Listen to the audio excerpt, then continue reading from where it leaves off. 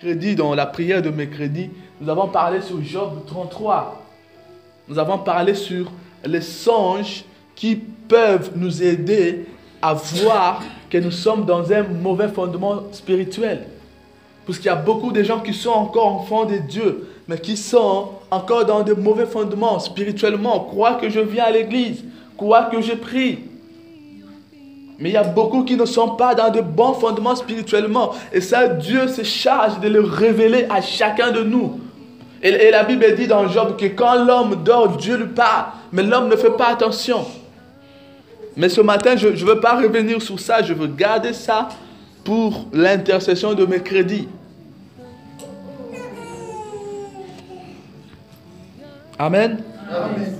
Donc, quel est ton fondement? Quand je parle de fondement, je vois la base.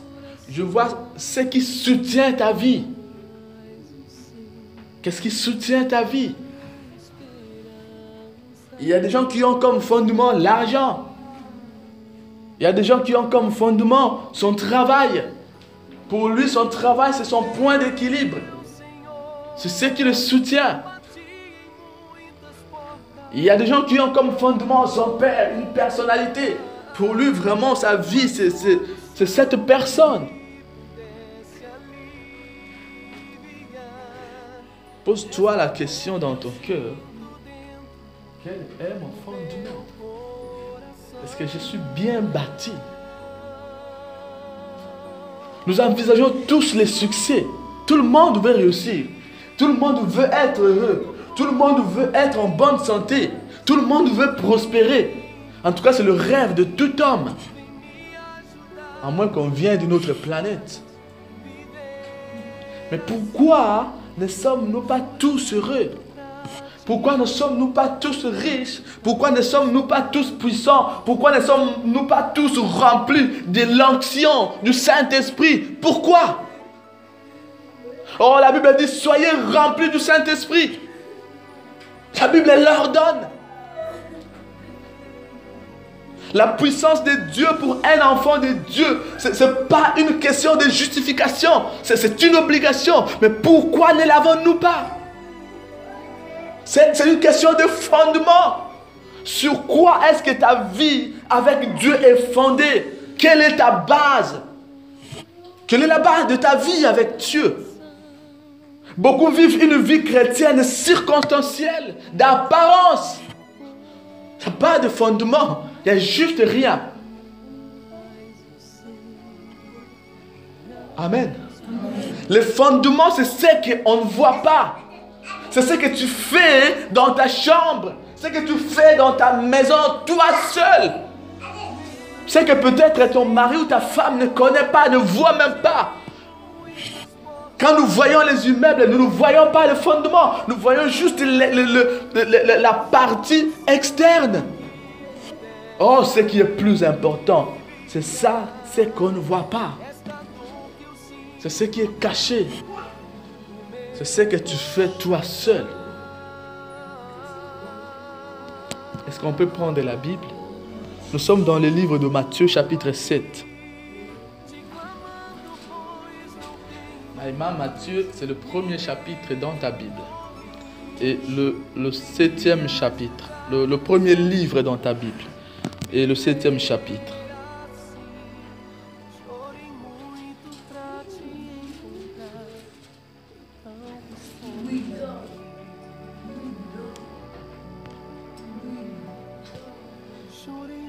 Matthieu chapitre 7, à partir du verset 21.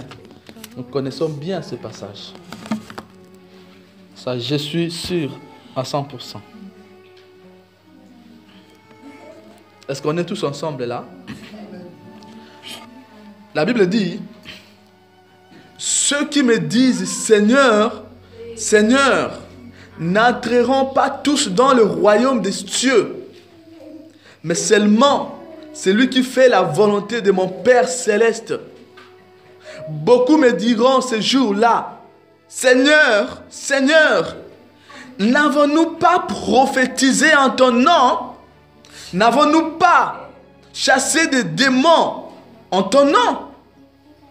N'avons-nous pas fait beaucoup de miracles en ton nom. Alors je leur dirai ouvertement, je ne vous ai jamais connus. Éloignez-vous de moi, vous qui commettez le mal. Verset 24. C'est pourquoi, prêtons vraiment attention à ce verset 24. Parce qu'elle justifie tout. C'est pourquoi toute personne qui entend ces paroles que je dis et les met en pratique, je la comparerai à un homme prudent qui a construit sa maison sur le rocher. La pluie est tombée, les torrents sont venus, les vents ont soufflé et se sont déchaînés contre cette maison. Elle ne s'est point écroulée parce qu'elle était fondée sur le rocher. Mais toute personne qui entend ces paroles que je dis et ne les met pas en pratique ressemblera à un fou qui a construit sa maison sur le sable. La pluie est tombée, les torrents sont venus, les vents ont soufflé et se sont abattus sur cette maison. Elle s'est écroulée et sa ruine a été grande. Amen. Amen. Est-ce qu'on peut acclamer pour la parole?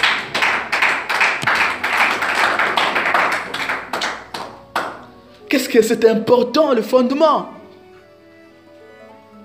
Et regardez comment Jésus commence. Au verset 21, il explique que beaucoup de gens, ils vont prophétiser. Ils vont annoncer l'avenir avec exactitude. Ils vont dire des choses. Ils vont chasser des démons. Ils vont guérir le malade. Ils vont dire, Seigneur, est-ce que je n'étais pas en train de balayer l'église chaque jour? Est-ce que je n'étais pas dans l'intercession chaque jour? Est-ce que tu ne me voyais pas, moi, dans la chorale? Est-ce que tu ne m'as pas vu ces jours-là? J'étais dans l'évangélisation. J'étais là dehors. Je distribuais les tracts. Est-ce que tu ne m'as pas vu, moi, Seigneur? Écoutez la sincérité de ces hommes. Ils disent avec sincérité, Seigneur, nous avons chassé des démons. Ils sont étonnés de ce qui est en train de leur arriver. Ils ne comprennent pas. Ils étaient quasi sûrs qu'en chassant les démons ou en prophétisant, ils sont connus de Dieu ou ils sont sauvés. Qu'est-ce que beaucoup de gens seront surpris ce jour-là? Quelle surprise! Il a dit, mais je ne vous ai jamais connu. Je ne vous ai jamais connu, je ne vous connais pas. Je ne vous connais pas. Et le verset 24 va donner la réponse. Pourquoi Jésus ne les connaît pas? Pourquoi Jésus n'a pas connu ces hommes? Alors qu'ils ont fait des miracles en son nom. Il parle de 2 maisons. 2 bâtisseurs. 2 personnes qui vont bâtir différemment.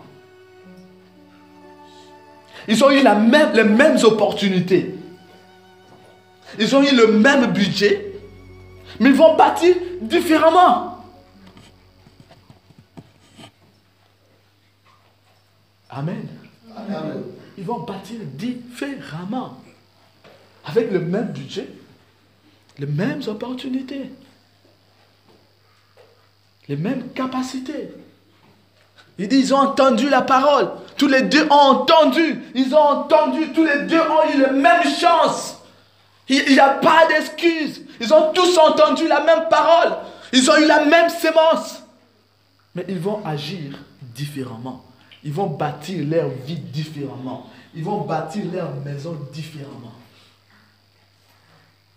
Il y a des gens, même s'il entend l'évangile, même s'il entend la parole, mais ça n'a pas d'impact sur lui, ça n'a pas d'effet sur lui. Quand il sort de l'église, tout redevient normal. Il devient la vieille personne qu'il était. La personne que tout le monde déteste parce qu'il dit tellement de paroles insolentes, irrespectueuses envers son mari, envers sa femme, envers les autres. La parole de l'évangile n'entre pas. Les avertissements de Dieu n'ont aucune importance. Il est juste accroché à sa débauche, juste à ses mensonges.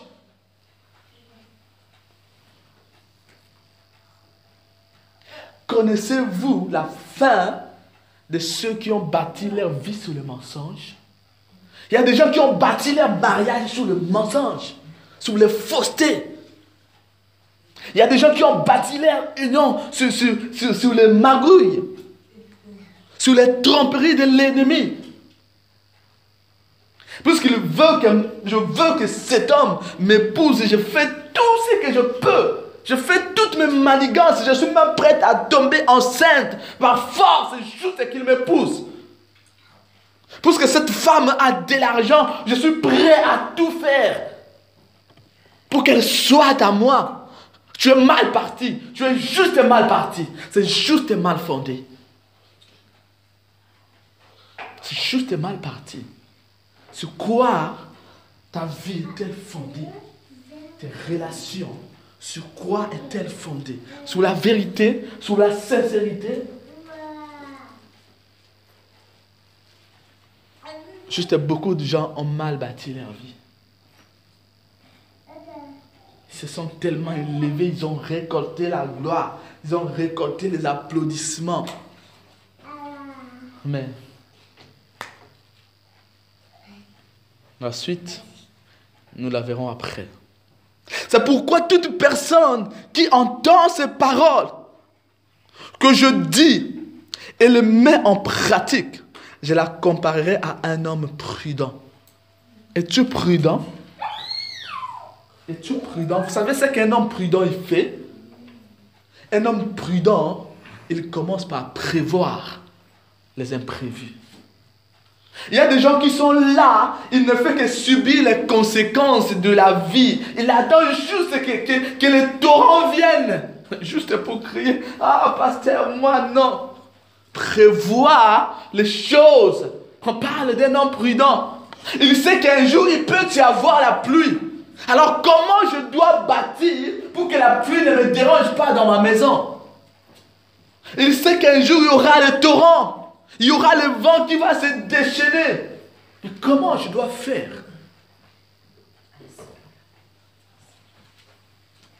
Amen. Amen. Avez-vous déjà eu la malchance de construire votre vie pendant plusieurs années et de se rendre compte qu'en fait vous n'avez rien fait du tout? Et que vous devez recommencer. Et pire encore, beaucoup de gens font encore, en recommençant, ils font encore d'autres erreurs en voulant rebâtir sur les fondations de l'ancienne mauvaise maison. Là où je veux arriver ce matin, c'est que si tu vois que ton fondement n'est pas bon, ne rebâtis plus sur ces fondements.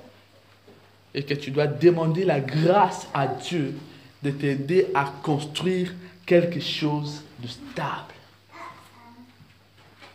Vous savez pourquoi nous, on a beaucoup de difficultés financières? Parce qu'on ne prévoit pas. On n'épargne pas.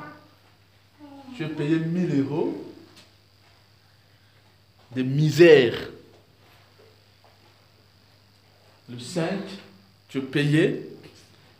Et le 8, ou même le 6, tu vas chez Gucci et tu vas t'acheter un costume qui vaut 700 €. J'ai déjà vu ça. Alors que tu as juste 1000 €. Il y a des gens qui refusent de payer même le loyer parce qu'ils doivent s'acheter une chaussure.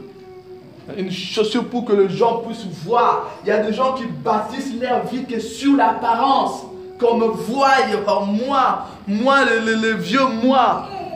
Et surtout quand tous les amis du coin t'appellent président, président, qu'est-ce que nous allons manger aujourd'hui? Alors qu'ils sont juste en train de se moquer de toi, tu n'es même pas président.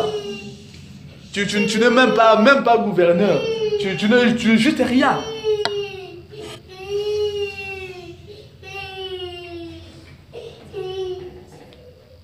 Amen. Amen. Cet homme, la Bible lui décrit comme un homme prudent. Et l'une des choses qui caractérise un homme prudent, c'est la prévoyance. Commence à prévoir. Demain, tu peux perdre ton travail. Mais les 10 ans que tu as travaillé, qu'est-ce que tu as prévu? Tu as eu 3 ans d'abondance, 3 ans de richesse. Et pour les 3 années de disette qui vont venir, qu'est-ce que tu as prévu pour ta maison? Qu'est-ce que tu es en train de prévoir pour les enfants que tu as? Amen. Amen. On n'est pas parent juste par le fait qu'on est capable de faire des enfants. Mais on doit prévoir l'avenir des enfants. Combien des enfants se sont retrouvés dans la rue aujourd'hui? Et l'État et les organismes sociaux doivent payer les conséquences des parents irresponsables, imprudents. La Bible parle des fous qui ne savent pas prévoir l'avenir, qui ne savent rien préparer. Ils attendent juste que ça arrive, que le malheur arrive. Mais ils ne préparent rien. Ils se disent, je suis encore jeune. Mais tu ne vois pas que ça se passe vite le temps? Et tu te retrouves à 50, 60 ans. Oh, Nakoli Peko. Ah, tu ne savais pas. Hein? Ça passe vite. Amen. Amen. La prudence. La Bible dit, je la comparerai à un homme prudent qui a construit sa maison sur le rocher. Ha. Personne n'avait dit à cet homme que la tempête va venir en telle année. Ils ne savaient pas. Tous les deux ne pouvaient pas savoir. Mais seulement la prudence, la prévoyance, c'est une qualité. L'anticipation. Quand nous voyons, par exemple, ici en Belgique, on parle de programmes, par exemple, que je suivais d'investissement pour la Wallonie, pour l'horizon 2050. Comprenez-vous ça? Les politiciens d'aujourd'hui sont en train de prévoir des programmes d'investissement auxquels ils ne seront même plus là, ils seront même plus vivants. Mais ils sont en train de prévoir. L'un des mal de l'Afrique, de nos autorités, c'est ça, l'incapacité de prévoir pour d'autres générations. Le fait de vouloir vivre pour soi, l'égoïsme. Tu veux tout terminer le même jour. Tu veux tout avoir pour toi. Et voyez comment la souffrance vit dans nos pays. Malgré les richesses. Il ne suffit pas d'être riche. Il ne suffit pas d'avoir des potentialités. Il ne suffit pas de parler en langue. C'est insuffisant pour s'élever. Il faut prévoir dès aujourd'hui. Et croyez-moi, ces hommes, ces dirigeants, ces présidents, Dieu les jugera sévèrement le dernier jour. Ils seront sévèrement jugés. Parce qu'ils causent des malheurs de tant de personnes. Parce que juste, ils ne sont pas prudents. Parce que juste, ils ne sont pas prudents. Est-ce que tu es prudent? Est-ce que je suis prudent? Il y a des gens qui marchent. Tu vois bien que les lacets de tes chaussures sont défaits. Mais tu marches. Mais dis-toi que tu peux tomber avec ça. Tu peux tomber. Parce que tes lacets peuvent t'accrocher. Est-ce que tu ne vois pas ça? Ou tu attends juste au moment où tu vas tomber pour te rendre compte? Tu t'accroches à des relations qui vont te nuire. À des personnes qui nuisent à ta vie. Mais tu t'accroches. Tu t'accroches. Ah, lui, c'est mon pire vieux. Mais c'est ce pire vieux qui va te tuer. Il va te tuer. Sois sûr. Ces hommes, ces prophètes, ces faiseurs de miracles, ils s'étonnent et disent à Jésus, Seigneur, je fais de miracles. Oui. Mais quelle est la réponse de Jésus? Vous n'avez pas été prudent. Vous n'avez pas bien bâti votre ministère. Combien de serviteurs de Dieu sont en train de bâtir sous les sables aujourd'hui? Et le bâtissent juste mal, tellement mal, que nous serons tellement jugés avec des enseignements. Voilà pourquoi la Bible dit, éprouvez tout esprit, ne faites pas foi, confiance à toute prophétie. Amen. La Bible dit, éprouvez-les. Amen.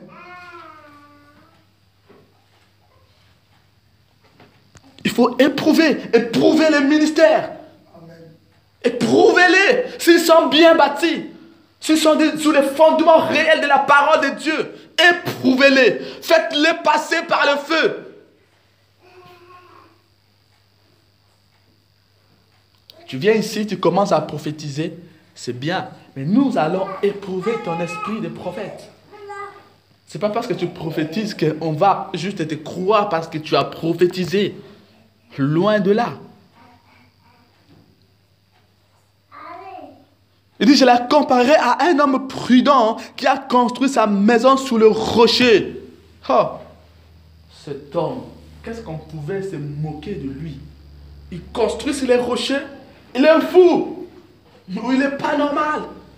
Ou je ne sais pas. Parce qu'avant d'atteindre les rochers, tu dois creuser. Il faut creuser. Et la différence avec le fainéant, lui, il a bâti sous le sable parce qu'il ne voulait pas creuser. Il était juste fainéant. Et combien sommes-nous des chrétiens fainéants aujourd'hui? Combien?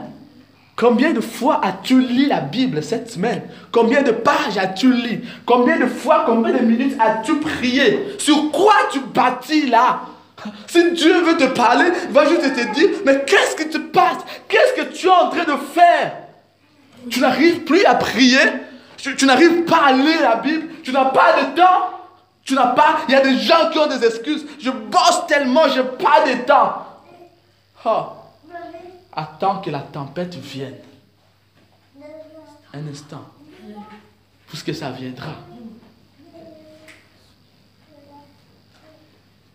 Dieu n'a pas besoin de chrétiens paresseux. Ils ne veulent pas creuser pour bâtir sur leurs roches. Ils ne veulent pas dormir par terre pour prier. Ils n'ont pas le temps de jeûner. Tu es juste sur le sable. Un simple passant peut te souffler. Un simple sorcier peut souffler ta vie. Il peut souffler ce que tu as. Parce que tu es juste superficiel. Juste sur le sable. Il n'y a pas de profondeur. Il y a des gens, quand tu les vois parler, tu dis oui, cette personne vraiment n'a pas de profondeur. Quand il commence à critiquer son propre mari ou sa femme, c'est juste qu'il n'a pas de profondeur. Juste que rien n'est bâti. Sur rien. Quand il commence à parler de sa propre maison, une femme, les femmes insensées qui détruisent eux-mêmes leur maison. Moi d'ailleurs chez moi, et d'ailleurs, qui t'a demandé? On t'a rien demandé. On t'a rien demandé. Couvre ta maison. Une personne prudente couvre sa maison. Il couvre son mari, il couvre sa femme. Pourquoi tu l'exposes au monde? Pourquoi?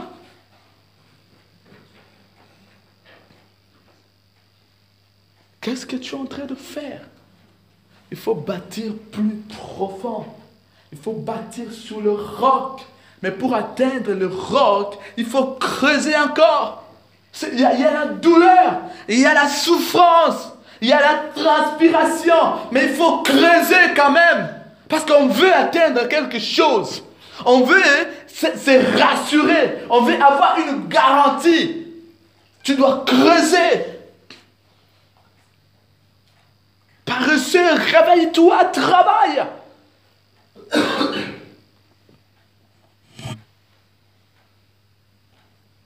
Amen. Amen. Oh non, moi, Dieu m'a appelé à temps plein. Oui, mais arrête de demander. Demande à Dieu de te nourrir. Travaille. Il y a des gens qui dépouillent les églises, qui sont en train littéralement d'escroquer les fidèles. Juste parce qu'ils sont paresseux. Ils ne veulent pas travailler, ils ne veulent pas transpirer. Pour lui, le travail, c'est vraiment non. Moi, je ne suis pas fait pour le travail. Alors ne mange pas. Ne mange pas. Ne t'habille pas. Reste comme tu es. Promène-toi nu. Comme tu ne peux pas.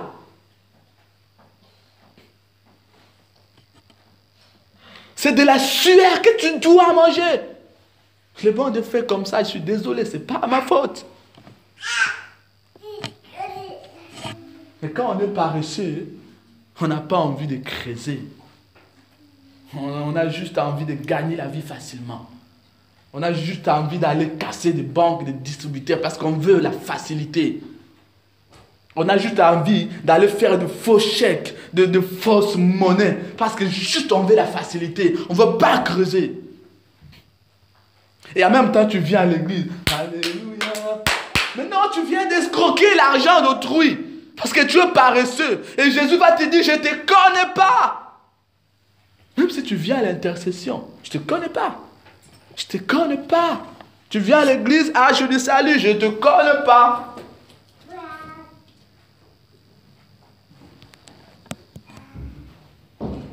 Est-ce que nous sommes ensemble?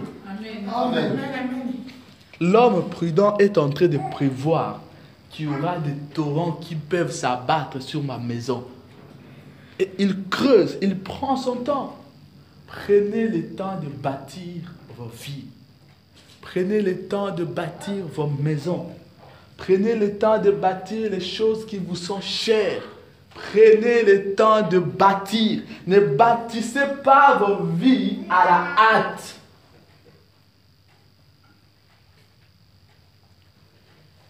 Amen. Amen. Ne bâtissez pas vos vies à la hâte. Vous savez, selon les statistiques, est-ce que vous savez la durée de vie d'un mariage en Belgique? Vous savez, c'est de combien d'années? 3 ans. 85% des mariages en Belgique ne dépassent pas 3 années. Le divorce enchaîne. Parce qu'il n'y a pas de fondement, c'est normal. Oh non, moi, c'est un coup de foudre. Le mariage, ce n'est pas un coup de foudre. Amen. Les jours où tu vas découvrir que ce type est le plus grand frère du monde, il n'y aura plus de coups de foudre. Les jours où tu vas découvrir qu'il mange 5 boules de foufou à lui seul, il n'y a plus de coups de foudre. Il faut quelque chose de plus solide pour tenir une relation.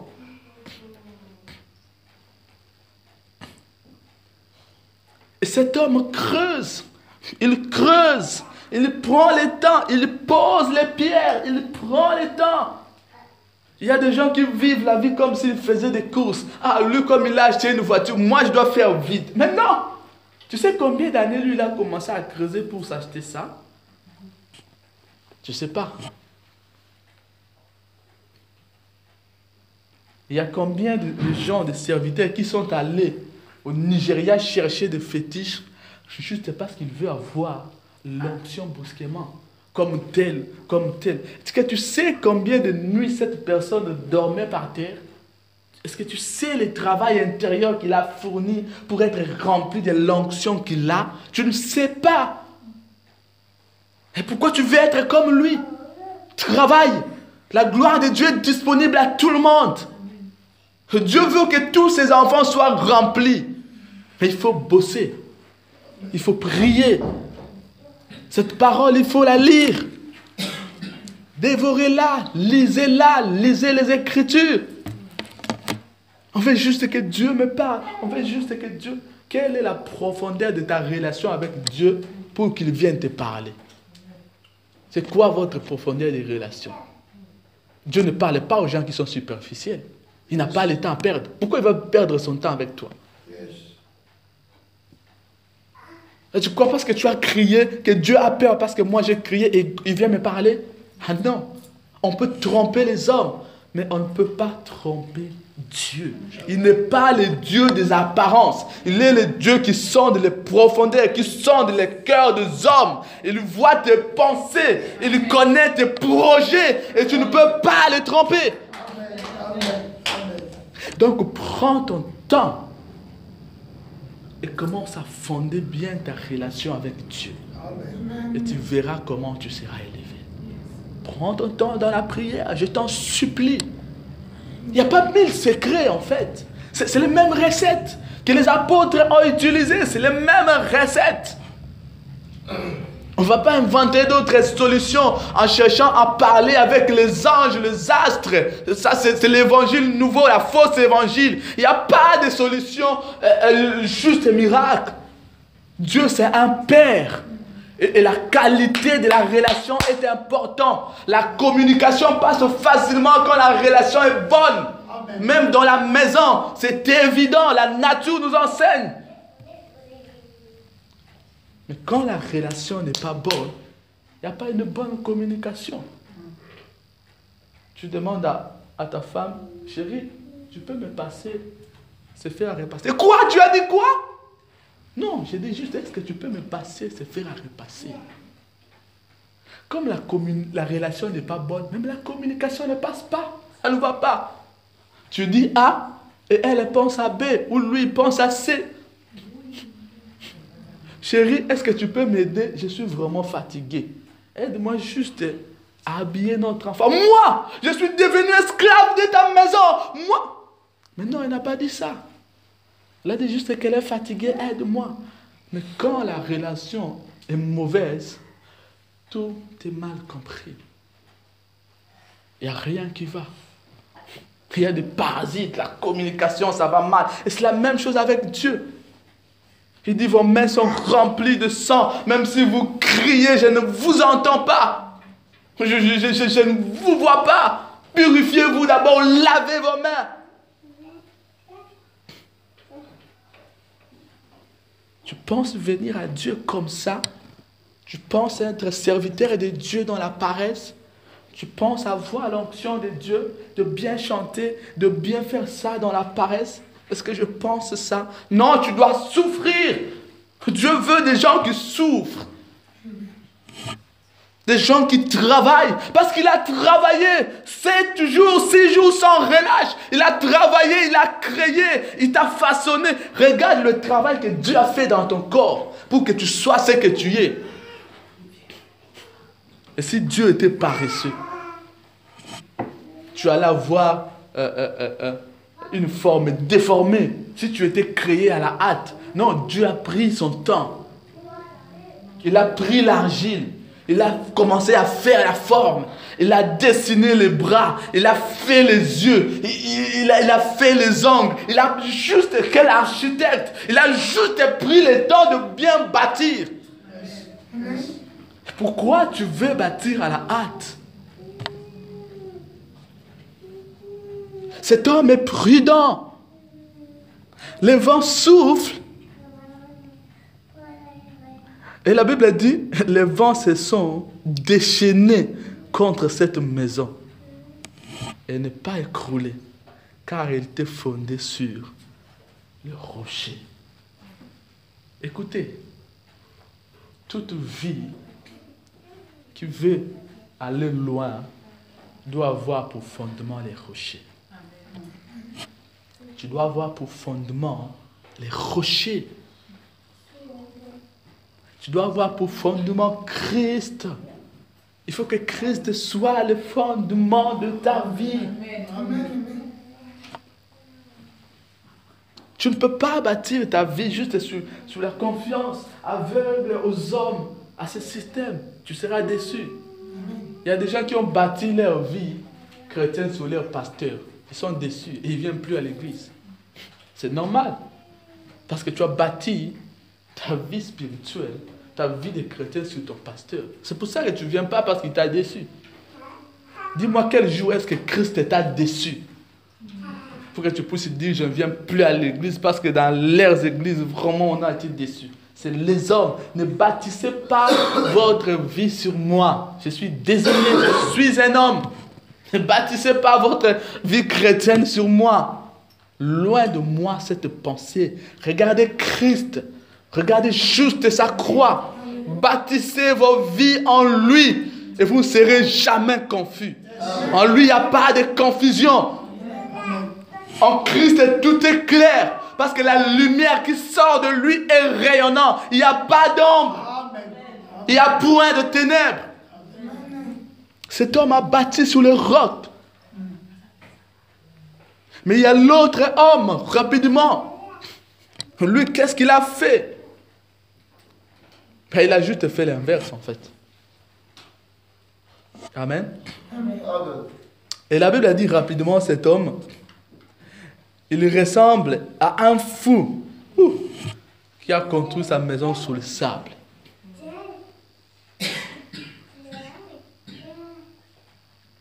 Amen. Amen.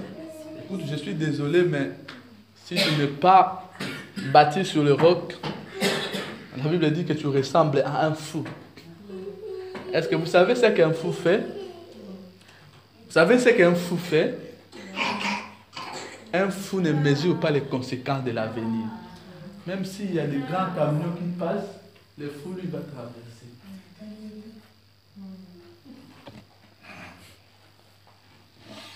Amen. Amen. Les fous, même si tu les dis, écoute, là, j'ai vu, il y a une fusillade là, juste à Molenbeek, à côté du métro Bécante. Le fou va dire, ouais, c'est pas grave, moi je ne vais pas mourir. Il y a des gens qui ont péri parce qu'ils sont fous, parce qu'ils ne veulent pas écouter l'avertissement, même l'avertissement de Dieu. Même quand Dieu parle, ils continuent sur leur voie. Ils continuent sur leur chemin mauvais. Ils persévèrent. Ils bâtissent sur le sable. Sur rien. Ils bâtissent sur néant. Ils bâtissent sur le vide. As-tu battu ta vie sur le vide? As-tu battu ton couple sur le néant? Ta relation avec tes enfants, comment sont-elles bâties? Il y a des gens qui s'étonnent qu'après 20 ou 25 ans, les enfants se rebellent contre eux. Mais oui, mais quel a été le fondement de votre relation, de votre filiation? Comment as-tu bâti dès le départ pour que les enfants deviennent autant rebelles, autant révoltés? Sur quel fondement? C'est quoi as-tu bâti? Amen. Amen. Est-ce que nous sommes ensemble? Amen. Quand on veut bâtir sur le sable, on veut la facilité. On veut la rapidité. On veut faire impression aux gens. Ah, moi je progresse vite. Je m'enrichis vite. Je réussis vite. Mais le problème, c'est le jour où le vent va venir. Parce qu'en fait, ces deux maisons, si vous les regardez comme ça, ils sont identiques, bien bâtis. Une bonne peinture, des lumières tout autour, des clôtures extraordinaires, bien entourées, des jardins magnifiques, de piscines. Ils sont pareils, ces deux maisons, à l'œil nu quand vous les regardez. Mais la différence, c'est le jour où les tempêtes vont se déchaîner. C'est quand les problèmes viennent dans la vie d'une personne qu'on remarque que ses fondements sont mauvais. Quand tout va bien, oh ça roule, hein? Tout va bien même dans la maison, ouf, super cool. Mais le jour où les problèmes commencent à venir, tu vois que ton mari commence à changer. Les jours où il y a des problèmes d'argent, tu vois que ta femme commence à changer.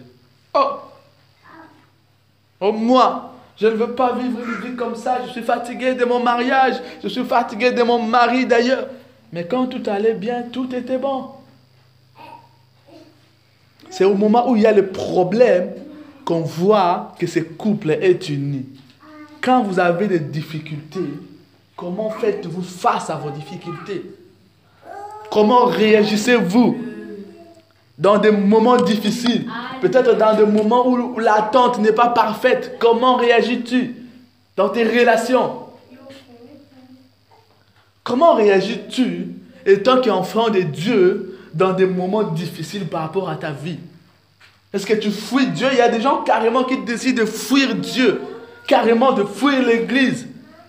de ne plus être vu des hommes. Il y a des gens qui se retirent dans son coin, il ferme ses rideaux, il ferme ses portes, il ferme son téléphone, il ne veut pas répondre. Il fait encore sa crise d'adolescence à 40 ans. Quelle est ta réaction au moment où les tempêtes viennent? Au moment où les difficultés viennent? Comment réagis-tu?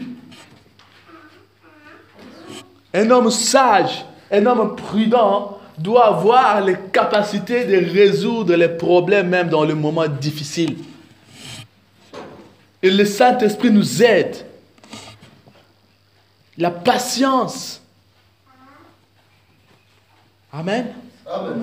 Mais tout cela dépend de ce que tu avais mis comme fondation par rapport à ta vie.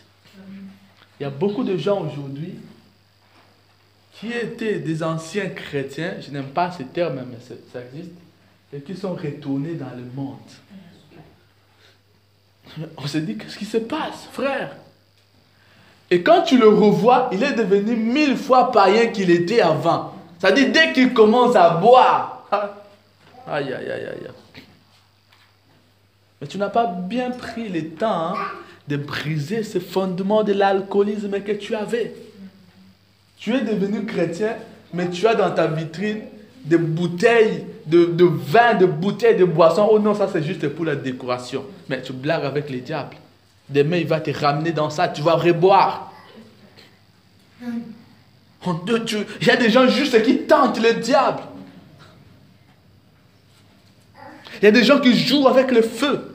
Tu es marié, mais tu continues encore à papoter avec ton ex par des SMS. Et comme maintenant, c'est juste une relation. C'est pas juste une relation. On ne joue pas avec le diable. Parce que quand tu vas tomber, tu ne le sauras pas.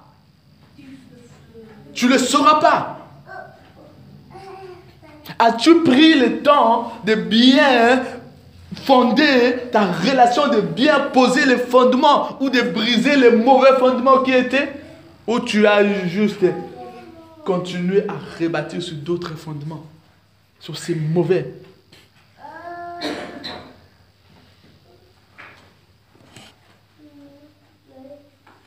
Amen. Amen. C'est très important. J'ai terminé, je suis vraiment arrivé à la fin. Je veux que tu réalises combien il est important que ton fondement soit solide. Sinon, tu ne vas pas avancer en fait. Tu vas faire 2 pas en avant et 4 pas en arrière. Ça sera juste ça toute ta vie. Ça sera juste ça. Ça sera juste des problèmes, juste des vents. Ça va juste souffler fort. Ça sera juste des pleurs. Et Dieu veut t'aider. Dieu veut t'aider à bien bâtir ta vie. Dieu veut t'aider à ne pas être cette personne qui va dire, Seigneur, n'avais-je pas prophétisé? Mais oui, tu avais prophétisé sur de mauvais fondements. C'était juste ça. Tu avais bien prêché ce jour-là, Joseph, mais c'était juste de mauvais fondements. Tu peux être un enfant de Dieu, mais tu es vraiment dans un mauvais fondement. Et c'est dangereux. C'est dangereux. Quand tu es enfant de Dieu et tu continues encore à pécher. Il y a des gens qui n'ont plus la culpabilité de pécher. Je me demande comment c'est possible? Il prêche juste après la prédication, il prend une sœur de l'église, il part avec à l'hôtel, mais il est juste normal et il vient demain prêcher encore. C'est juste... Tu es juste perdu. Si tu arrives, étant qu'enfant de Dieu, de pécher, et qu'il n'y a plus de culpabilité, ça veut dire qu'il n'y a plus de Saint-Esprit, il n'y a plus la conscience spirituelle. Ça ne fonctionne plus. Dis tout ce que tu veux. Voilà pourquoi la nature de la sémence est importante dans les fondements. Jésus dit, Juste, tu peux pas cueillir des mangues je sais pas, sur un cocotier. On peut pas avoir de mangue. Je sais pas. Chaque arbre produit sa sémence, produit la sémence qui correspond à son espèce. C'est juste ça. Et il y a des gens qui sont juste des mauvaises sémences. Ils peuvent juste rien produire.